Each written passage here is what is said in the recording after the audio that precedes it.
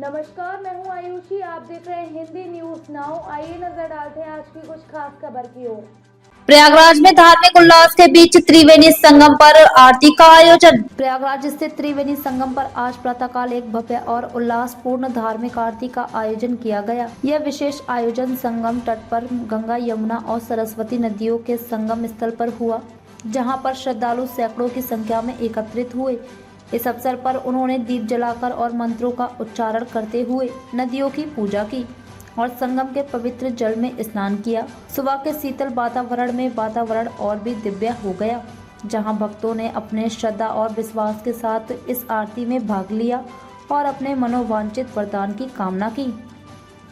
यह आरती आयोजन धार्मिक आस्था, भक्ति और परंपराओं का प्रतीक था। संगम तट पर इस आयोजन में न केवल प्रयागराज के निवासी बल्कि दूर दराज से आए श्रद्धालु भी शामिल हुए।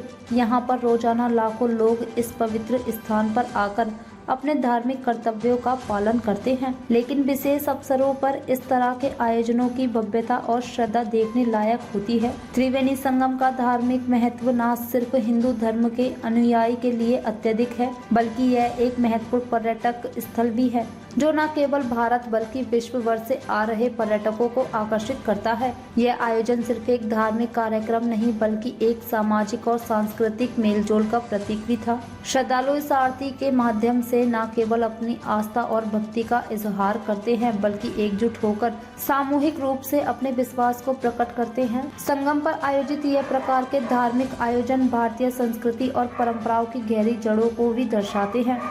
इन आयोजनों के द्वारा न केवल धार्मिक वातावरण का निर्माण होता है, बल्कि यह स्थानीय समाज और राष्ट्रीय एकता को भी प्रोत्साहित करता है।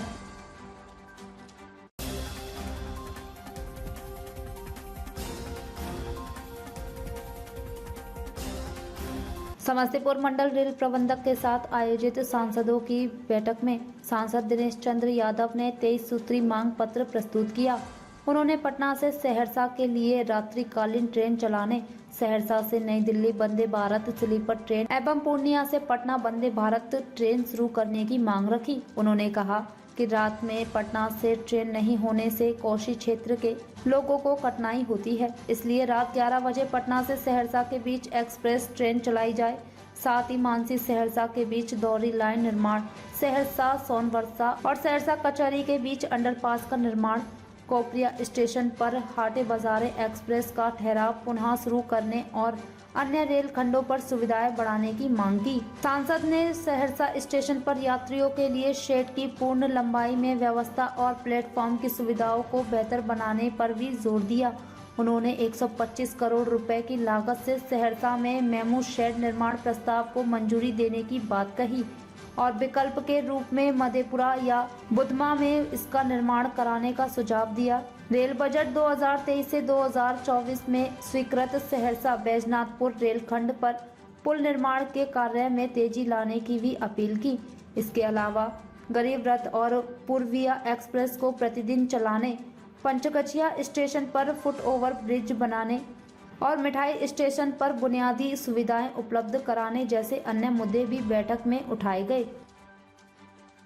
ताज़ा खबरों से जुड़े रहने के लिए हमारे चैनल को सब्सक्राइब करें और बेल आइकन को दबाना ना भूलें, ताकि हर खबर की नोटिफिकेशन आपको मिलती रहे।